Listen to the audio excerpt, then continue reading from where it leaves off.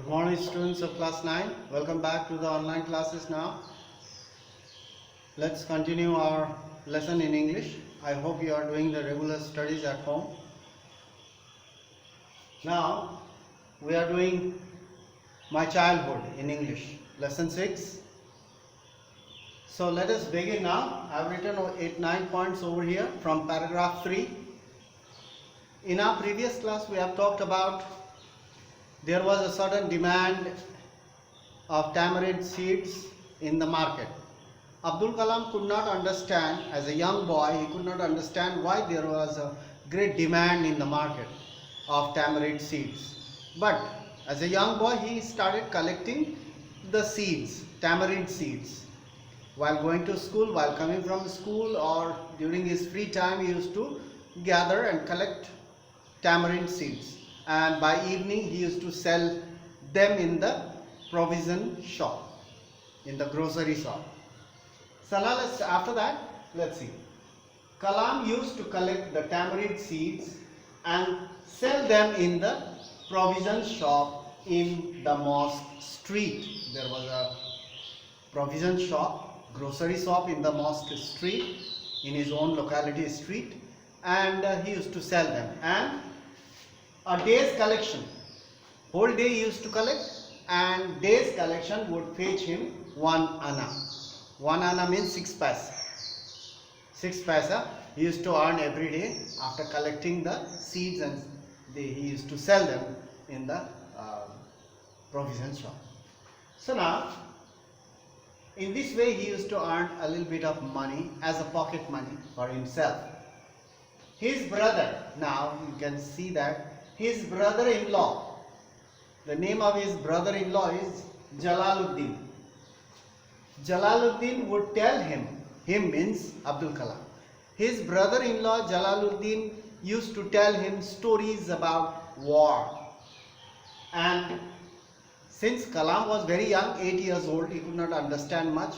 But Kalam later, afterwards, tried to find out, trace them about the stories about the war in the headlines in the newspaper. The name of the newspaper was Dinamani. So he tried to trace them in the headlines in the Dinamani, the newspaper, famous newspaper of that area. So Dinamani, he used to look about the wars, the headlines about the wars in the newspaper. The name of the newspaper was Dinamani. So, since he could not read all, he used to try to find out about the war. There was a rumor about war. Rameswaram being isolated.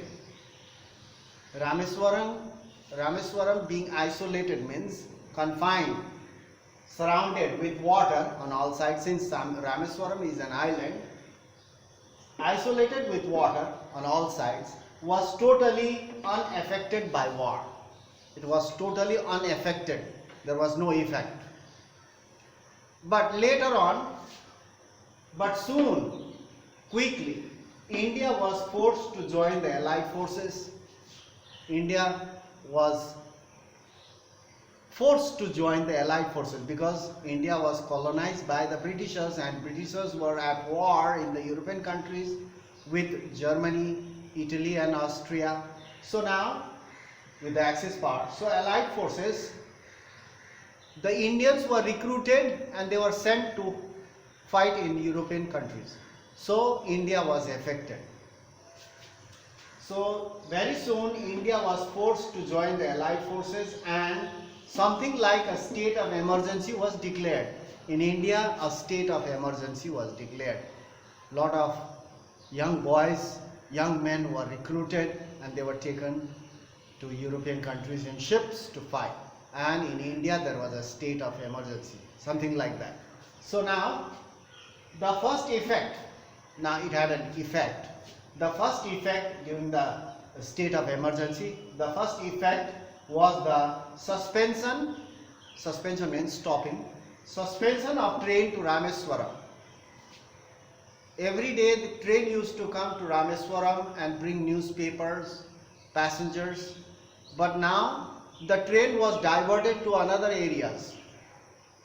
So the suspension of the train to Rameswaram, that was the first effect of the state of emergency.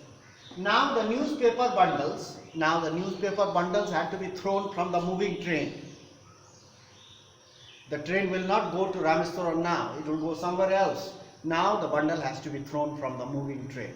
So naturally there should be somebody to collect the bundles. One bundle over here, another bundle over there, another there. So it has to be collected. So now the newspaper bundles have to be thrown from the moving train between Rameswaram and Dhanuskoti. Rameswaram and Dhanuskoti. The bundle used to, someone from the train, they used to drop the bundles while the train was still moving at a slow speed. So now, at this moment, Kalam's cousin brother, Abdul Kalam's cousin brother Samsuddin. Now so far we have come across many names. First, remember Jainul Abdin, Abdul Kalam's father, Ashiamma, Abdul Kalam's mother. Now here Jalaluddin, his brother-in-law, and here comes another name, Samsuddin, that was his cousin brother.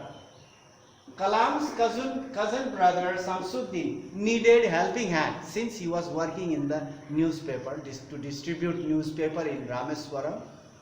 Samsuddin used to distribute newspaper in Rameswaram town. So he needed a helping hand. He needed somebody to collect the bundles, and Abdul Kalam fit the slot, the gap. So naturally Samsuddin asked Abdul Kalam, would you work for me? Would you like to collect the bundles which is thrown from the moving train? So just collect the bundle, that's all. You will get the money. So Kalam's cousin Samsuddin needed helping hand, and Kalam joined Samsuddin to collect the bundles.